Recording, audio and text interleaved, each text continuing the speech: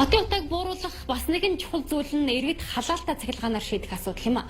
Нийслэл хотод 210 гаруй мянган иргэд гэр хороололд амьдардаг. Тэгвэл үүнээс 42 мянган аль нь халаалтай шууд цахилгаанаар шийдэх боломжтой байдаг байна.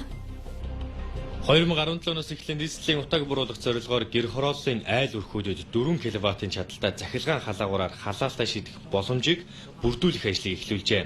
За тэгвэл энэ онд ажил дуусч нийслэлийн гэр хорооллын 42 мянган айлын халаалтыг цахилгаанаар шийдэх боломжийг бүрдүүлж чадсан байна.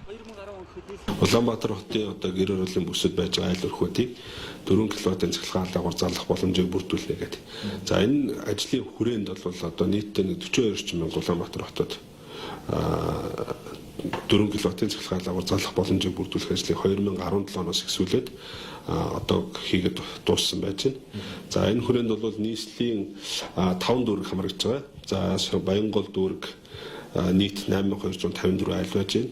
За Сонгон хайрхан дүүрэгт 13820, Сүхбаатар дүүрэгт 3723, за Чингэлтэй дүүрэгт 12438 айл, Баян зүрх дүүрэгт 3732 гэдэг нийтдээ ингээд 42 мянга орчим болчих 41960. За ер нь бол энэ бол яг нийслэлийн нөгөө Улаанбаатар хотын барилгацалтай хэсгийг ингээд нэгт одоо түрээд орж ирсэн гэр хорооллууд голцоо энэ байршилд хамрагч байгаа. За энэ бол нэгдүгээр хорооллын хааны дэнж бичил, их нэлхэс орчим ханы материал, 32-ын тойрог, хайлаас 7 бодол, согоот, дэнжин мянга дарих орчим гэсэн ийм байршлууд орж байгаа. За зураг дээр харагдаж байгаа ногоон болон цэнхэр өнгөөр будагдсан хэсгийн гэр хорооллын иргэд цахилгаанаар халаалтаа шийдэх шууд боломжтой юм. Баруун талаас 5 шарын уулзуураас дарихийн уулзур хүртэл хойшлоод 100 айл орчим, хайлаастын эцэс 70 давхар, дэнжин мянга, их нэлхэс, за Баян өшөөний уулзур, ханы материал гэсэн хэсгүүд байна. За хэрвээ та тодруулсан хэсэгт оршин суудаг бол халаалтаа цахилгаанаар шийдэх бүрэн боломжтой гэсэн үг юм. Харин бүсээс гадуур байгаа иргэд Улаанбаатар цахилгаан төвөг сүлжээнд хандсанаар цахилгаанаар халаалтаа шийдвүлэх боломжтой гэлээ. Улаанбаатар хотод бол яг энэ зөвхөн сая одоо дурдсан бүсээс гадна бол цахилгаан халаагаараар бол өөрсдийнхөө халаалтын хэрэгцээгээ шийдсэн айл өрхөд маш олон байж байгаа. За энэ дээр бол туслангийн бүсүүд бол түгээмэл бас байдаг.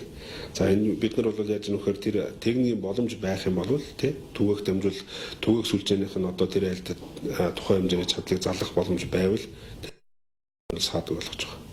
За нийслэлд түүхийн үрс оруулахыг хориглож түүхийн үрс төлөвлөхгүй байх зарлиг эхний өдрүүзээс л ач холбогдлоогч утаа суунаглаж эхэлдэг. Энэ үед иргэд утааны тухай бодохгүй алхаж байна. За сайжруулсан түлшний гавьяа ихч цахилгаанаар халаалтаа шийдэх нь утааг бууруулах бас нэгэн том шийдэл юм а.